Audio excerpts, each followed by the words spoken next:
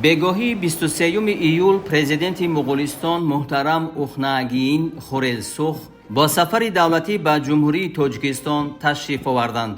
24 июл маросими бошукӯҳи истиқболи президенти муғулистон муҳтарам ухнаагиин хурелсух дар майдони қасри миллат, ки ба хотири сафари давлатии меҳмони воломақом идона ороста шуда буд, баргузор гардид. президенти ҷумҳурии тоҷикистон пешвои миллат муҳтарам Эмомалӣ Раҳмон аз президенти муғулистон муҳтарам ухнаагиин хурелсух самимона истиқбол намуда ба болои шоҳсуфраи фахрӣ даъват карданд.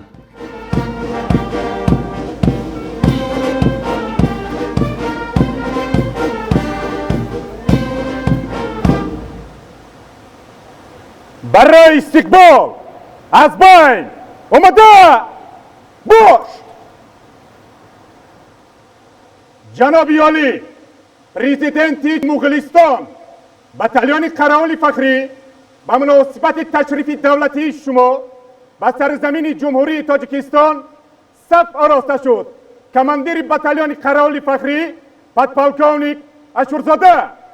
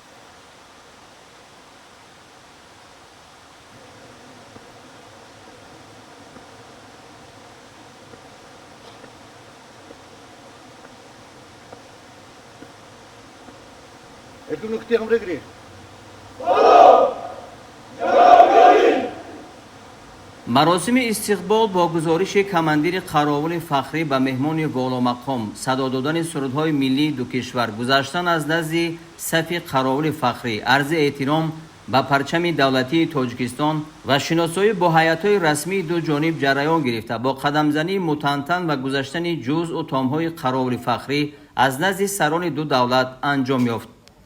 ҳамчунин ба ифтихори ташрифи давлатии президенти муғулистон аз тӯбхонаҳо 21 маротиба шилик паронда шуд.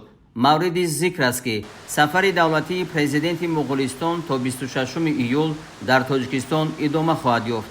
дар доираи он мулоқоту музокироти сатҳи олии Тоҷикистону Муғулистон, имзои санадҳои нави ҳамкорӣ ва чорабиниҳои дигари муҳим, аз ҷумла ҳамоиши доираҳои соҳибкорӣ ва тиҷоратӣ, ҳамчунин рӯзҳои фарҳанги Муғулистон баргузор мегардад.